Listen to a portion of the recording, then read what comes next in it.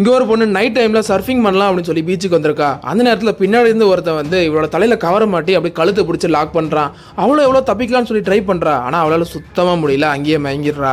அடுத்த சீன்ல கொஞ்சம் கொஞ்சமா அவ கண்ணு திறந்து பாக்குறா. பார்த்தா ஒரு பெரிய ரூம்ல ஒரு பெட்ல படுத்திருக்கா. அவளோட கை வந்து ஒரு இதுல லாக் பண்ணிருக்கு. இவ்வளவு மாதிரியே இன்னொரு பொண்ணையும் அவன் கடத்திட்டு வந்து வச்சிருக்கான். அடைச்சா எங்க வந்து நான் மாட்டிருக்கேன், எப்படியோ தப்பிக்கணும்னு சொல்லிட்டு லாக் ஓபன் பண்ணலாம்னு யோசிக்கிறா. அந்த நேரத்துல ஹீரோயினும் அந்த பொண்ணு பாக்குறா. அம்மா உன்னோட ட்ரெஸ்ல ஏதாவது கம்பி மாதிரி இருக்கான்னு சொல்லி கேட்க அவளும் இருக்குன்னு சொல்லி அதை கழட்டி தூக்கி போடுறா.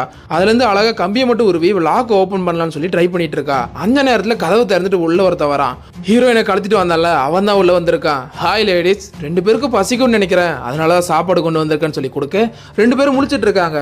அப்போ ட்ரெஸ்ஸை கழட்டி கொடுத்தால அந்த பொண்ணை பார்த்து அம்மா நீ ஏன் பெட்ஷீட்டை வச்சு ஃபுல்லா கவர் பண்ணிருக்க அப்படின்னு சொல்லி கேட்க ஹீரோயின் வந்து டே புறம்போக்கு எனக்கு பசிக்குது சாப்பாடு குடுறா அப்படின்னு சொல்லி கேட்டு அந்த ஜூஸை வாங்கி குடிக்கிறா. அதே மாதிரி அந்த பொண்ணு ஜூஸ் வாங்கி குடிக்கிறா. கொஞ்ச நேரத்துல 2 பேரும் மயங்கி விழுந்துருவாங்க.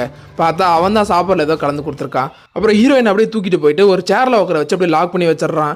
இன்னொரு பொண்ணை பெல்ட் எல்லாம் கட்டி அப்படி தண்ணிக்குள்ள கொஞ்சம் கொஞ்சமா இறக்கிட்டு இருக்கான். ஷார்க்லாம் அவளை கடிச்சு கொதற ஆரம்பிக்குது. இவ்வளவு வேணாம்னு சொல்லி கத்துறா. ஆனா அவன் இதெல்லாத்தையும் கேமராவில் ரெக்கார்ட் பண்ணிட்டு இருக்கான். அவன் கிடக்குறான்.